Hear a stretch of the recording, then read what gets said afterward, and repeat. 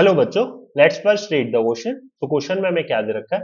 The increasing order of basicity of the following compounds is. तो question में क्या पूछ रहा है? इंक्रीजिंग ऑर्डर पूछ रहा है, वो भी किसका? Basicity of the following compounds का। तो बेसिसिटी के लिए क्या होता है बच्चों? तो बेसिसिटी के लिए क्या होता है, सबसे पहले मैं आपको बता देता हूँ। ऐसे ग्रुप देखो जो कि क्या करते हो, इलेक्ट्रॉन डोनेटिंग हो। क्या करें बच्चों? जो इलेक्ट्रॉन डोनेटिंग ग्रुप होंगे तो वो उतने ज्यादा क्या होंगे? बेसिक होंगे। ठीक है, तो यहाँ पे क्या है, नाइट्रोजन है तो, और इलेक्ट्रॉन डोनेट वो कौन से वाले इलेक्ट्रॉन होंगे बच्चों? वो लोन पेयर वाले क्या होते हैं, जो उनके पास लोन पेयर की फॉर्म में पड़े होते हैं, उनको इजीली डोनेट करें।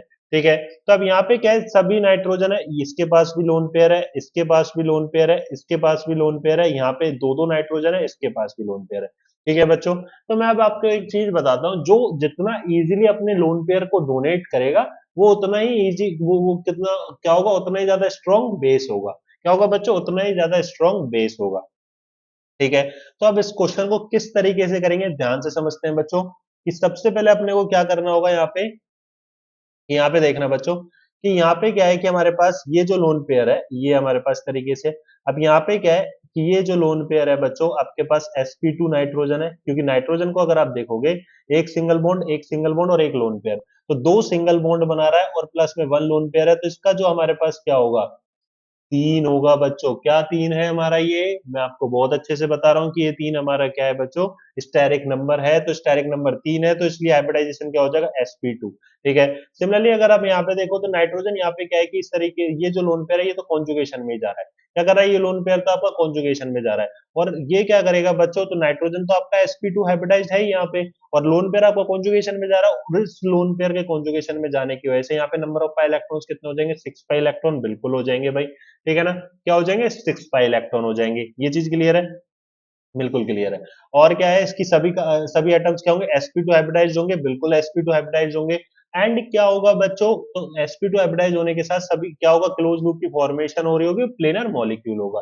क्या होगा? प्लेनर मॉलिक्यूल होगा। ये चीज आपको क्लियर हो गई? बिल्कुल क्लियर हो जाएगी बच्चों।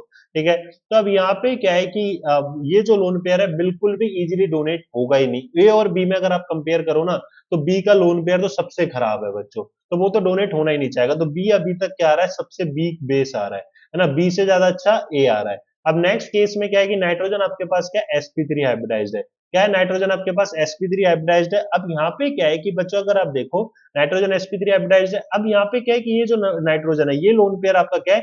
लोकलाइज्ड फॉर्म में पड़ा हुआ है। किस में पड़ा हुआ है? लोकलाइज्ड फॉर्म में। और साथ के साथ अगर आप देखोगे तो यहाँ पे क्या हो, ये इस तरीके से गया, और यहाँ पे क्या हुआ, ये यहाँ पे आ जाएगा। तो ये जो नाइट्रोजन है, इसके पास बहुत ही हाई इलेक्ट्रॉन डेंसिटी हो जाएगी। क्या हो जाएगी? High electron density. तो ये क्या करेगा? काफी इजीली इलेक्ट्रॉन डोनेट कर रहा होगा। तो सबसे ज्यादा इलेक्ट्रॉन डेंसिटी कहाँ पे डोनेट करने के लिए होगी? इस नाइट्रोजन के पास। तो ये सबसे ज्यादा अच्छा बेस बन जाएगा बच्चों। क्या बन जाएगा? सबसे अच्छा बेस। तो यहाँ पे क्या था? नाइट्रोजन sp3 हाइब्रिडाइज्ड में, और केसेस में क्या? sp2 यहाँ पे भी sp2 में है, पर यहाँ पे इलेक्ट्रॉन डेंसिटी बहुत ज्यादा हाई हो जाएगी, बिकॉज ऑफ द कॉन्जुगेशन। ये कॉन्जुगेशन की वजह से क्या होगा? यहाँ पे इलेक्ट्रॉन डेंसिटी ज्यादा हो रही है, तो इसलिए ये क्या करेगा बच्चों? ज्यादा स्ट्रॉन्ग बेस होगा, क्योंकि जो जितना इजीली लोन पेयर डोनेट करेगा, वो उतना ही अच्छा क्या होगा? बेस होगा। तो नो डाउट बी के बाद ए के अच्छा, ए से अच्छा कौन सा बेस होगा? सी। और सी से सबसे अच्छा बेस होगा बच्चों डी। तो ये आपका क्या? Increasing order of the basicity है। तो क्या A B C D order होगा? बिल्कुल नहीं। क्या डी ए बी सी? बिल्कुल नहीं।